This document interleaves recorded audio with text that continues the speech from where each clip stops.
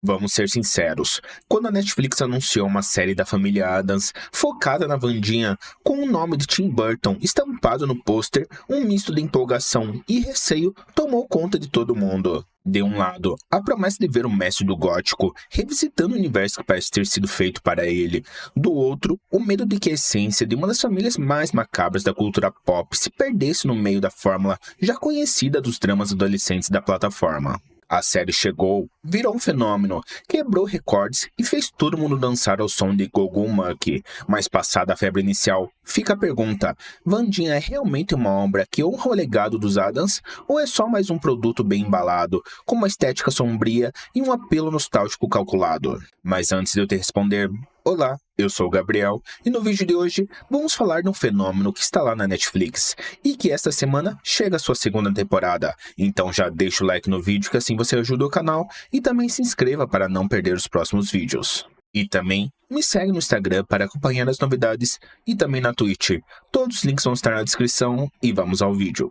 Nunca mais foi criada como um porto seguro para os nossos filhos aprenderem e crescerem, não importa o que ou quem eles sejam. A resposta, como a própria protagonista, é complexa e cheia de interpretações.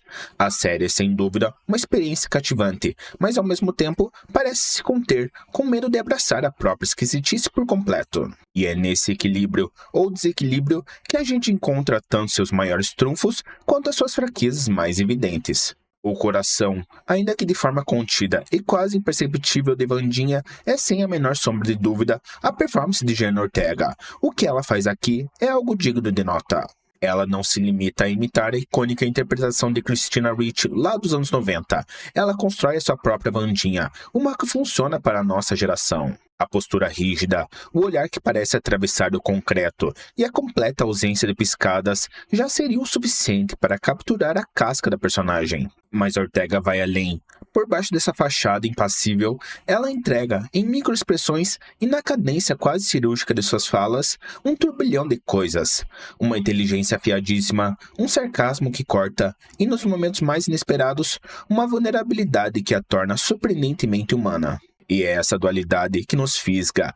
Wandinha despreza o contato físico, abomina as cores e tem um prazer peculiar com o macabro. Mas, ainda assim, a gente se pega torcendo por ela, sentindo uma empatia estranha por essa figura tão avessa a qualquer tipo de afeto. A dinâmica dela com Enid Sinclair, sua colega de quarto, que é um verdadeiro arco-íris ambulante, é a prova viva disso. É o clássico inimigas para amigas, mas executado de maneira que se torna um dos pilares emocionais da série. O contraste entre a escuridão de Wandinha e a explosão de cores e sentimentos de Enid gera não só alívio cômico, mas também um desenvolvimento genuíno entre elas. E é nessa relação que Wandinha é forçada a sair, mesmo que minimamente, de sua zona de conforto.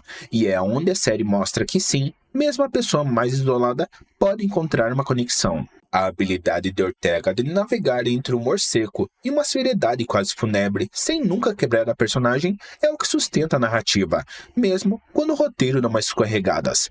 Ela é o pilar que mantém tudo de pé. E falando em roteiro, a espinha dorsal da temporada é um mistério de assassinato que acontece na Academia Nunca Mais. Wandinha, com suas recém-descobertas habilidades psíquicas, se joga de cabeça na investigação para descobrir quem ou o que está por trás de ataques brutais.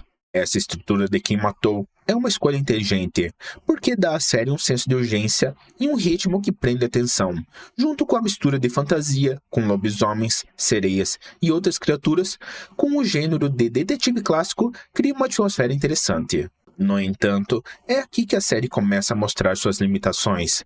Por mais que a premissa seja envolvente, a execução, em vários momentos, parece reciclar tropos e clichês de incontáveis outros dramas adolescentes. A gente já viu o triângulo amoroso, a garota nova que não se encaixa, a diretora com segredos obscuros e as reviravoltas que, para um espectador um pouco mais atento, são previsíveis a quilômetros de distância. A série não se arrisca muito, ela segue uma cartilha, um caminho seguro que garante que o público mais amplo não se sinta perdido, mas que acaba sacrificando um pouco da originalidade que uma personagem como Wandinha merecia. A progressão da história é sólida, o mistério vai ganhando novas formas, mas falta aquela ousadia, aquele toque do próprio Tim Burton que a gente já espera, de transformar uma boa trama investigativa em ainda algo melhor. A fusão de gêneros é o que torna a série mais atrativa, mas também é o que causa uma certa irregularidade no tom. Às vezes, ela não sabe se quer ser um suspense gótico, uma comédia de humor negro ou um Riverdale com monstros. Claro que o universo de Nunca Mais não se resume apenas a Wandinha e seu mistério. O elenco de apoio cumpre um papel fundamental para dar vida a esse mundo de excluídos. Já falei da Enid, que é um ponto altíssimo. Temos também o Mãozinha, que em todas as cenas que aparece, rouba a cena para ele. Mas temos também outras figuras, como Xavier Thorpe, o artista torturado com poderes psíquicos, e Tyler Galpin, o enorme filho do xerife que se encanta pela protagonista. A diretora, Larissa Wens, interpretada pela imponente Gwendoline Christie, é uma figura de autoridade que transita entre ser uma aliada e uma antagonista. E claro, não podemos esquecer da família Addams em si. As participações de Mortícia, interpretada por Catherine Zeta-Jones, e o Gomes, de Luiz Guzmán, são pontuais, mas servem para contextualizar a nossa protagonista. A elegância de Zeta-Jones como Mortícia é inegável, enquanto a escolha de Guzmán para Gomes gerou um debate interessante. Ele traz uma paixão mais caótica e, de certa forma, mais fiel aos tirinhos originais de Charles Addams, o que pode ter causado estranhamento em quem estava acostumado com a versão mais galante de Raul Julia. E a cereja no bolo, ou melhor, a aranha na teia, é a presença de Christina Ricci, em um papel completamente novo, um aceno nostálgico que funciona com uma passagem de bastão simbólica. O problema é que, com exceção de Enid e do Mãozinha, muitos dos outros personagens adolescentes acabam soando um pouco como arquetipos, sem um desenvolvimento mais profundo, servindo mais como peça no tabuleiro do mistério de Wandinha do que como personagens com seus próprios arcos minimamente interessantes. Eu finjo não me importar se não gostam de mim. Por baixo de toda a investigação e do drama escolar, Wandinha tenta tecer alguns temas bem pertinentes. A busca por identidade, a aceitação de quem você é, especialmente quando a sociedade te vê como esquisitão, e tudo isso é o fio condutor. Wandinha é a personificação dessa jornada. Nunca Mais é vendida como um refúgio para os excluídos, mas, ironicamente, é nesse lugar que Wandinha se sente mais deslocada, o que a força a confrontar o que significa pertencer a algum lugar. A amizade, o peso do legado familiar e a luta contra o preconceito, personificado na relação tensa entre os alunos de Nunca Mais e os normes da cidade vizinha, são temas que a série aborda. Contudo, essa abordagem na maior parte do tempo sutil demais, quase superficial. A crítica social à intolerância dos normes fica na superfície, sem nunca mergulhar de cabeça nas complexidades dessa dinâmica. A série parece ter medo de se aprofundar em discussões mais espinhosas, preferindo manter um tom mais leve, focado no entretenimento. E tá tudo bem, essa é uma escolha válida, mas fica a sensação de que havia ali um potencial para algo mais incisivo, algo mais subversivo, algo que a família Addams sempre foi em sua essência. A série tangencia a ideia de destino versus livre-arbítrio, com Wandinha lutando contra uma profecia que parece determinar seu futuro, mas novamente um tema que poderia ter sido explorado com mais vigor.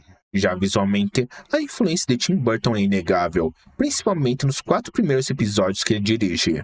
A paleta de cores saturadas, o design de produção gótico, os figurinos, tudo grita Tim Burton. A Academia Nunca Mais também é a cara do idealizador, cheia de detalhes macabros e uma arquitetura que evoca um mistério gótico constante.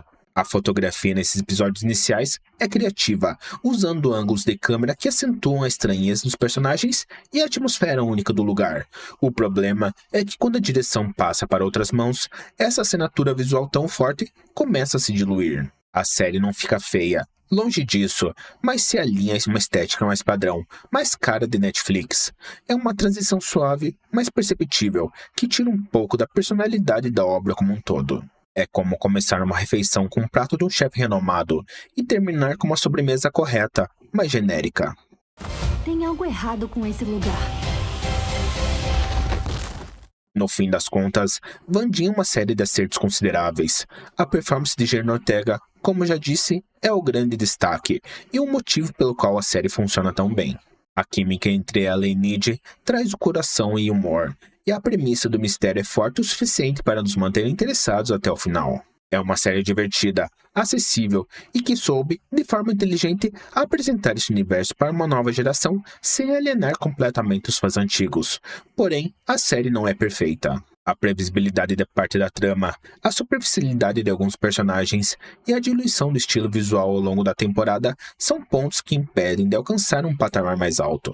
Ela se apoia demais em formas do drama adolescente, o que a torna, por vezes, familiar demais. O equilíbrio entre o sombrio e o cômico nem sempre é perfeito, resultando em uma experiência que, embora agradável, poderia ter tido um ligamento mais caprichado. Wandinha se firma como uma adição competente e bem-vinda ao universo da família Addams. É um entretenimento de primeira, visualmente polido e com uma protagonista que já se tornou icônica, mas fica aquela sensação de potencial não totalmente explorado. É como se ela tivesse todos os ingredientes para ser uma obra-prima gótica, mas optasse por ser apenas uma série adolescente com uma roupagem sombria. Para quem busca uma maratona divertida, com personagens carismáticos e um mistério para desvendar, Wandinha é um prato cheio. Mas para quem esperava uma obra que subvertesse as convenções e mergulhasse fundo na escuridão da alma humana com a mesma sagacidade das criações originais de Charles Addams, talvez a primeira temporada deixe um gostinho de quero mais.